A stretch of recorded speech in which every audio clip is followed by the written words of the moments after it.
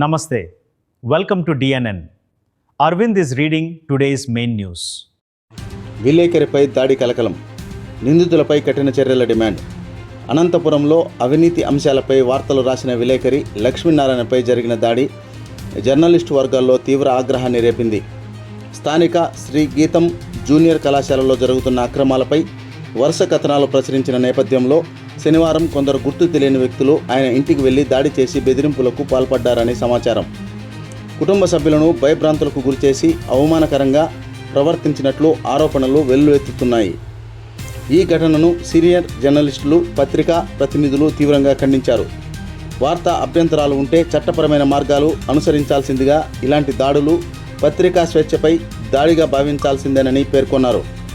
బాధితులపై కఠిన చర్యలు తీసుకోవాలని డిమాండ్ చేశారు. ఈ ఘటనపై చర్చించేందుకు అనంతపురం ప్రెస్ క్లబ్లో సమావేశం నిర్వహించాలని జర్నలిస్టులు పిలుపునిచ్చారు.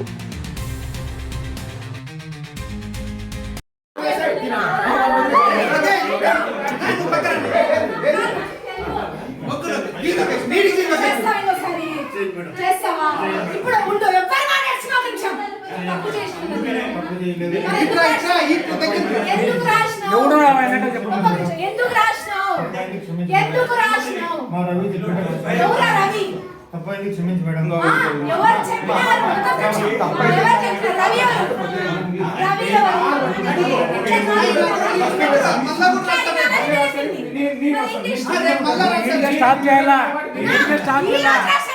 మరి ఏమైనా చేస్తామనుకో.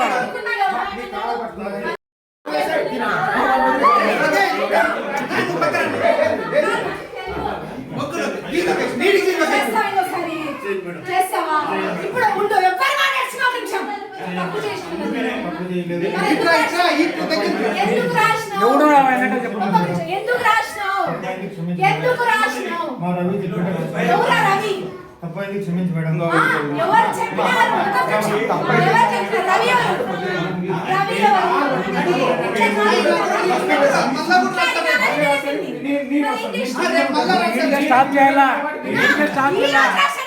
మరి ఏమైనా చేస్తామనుకో.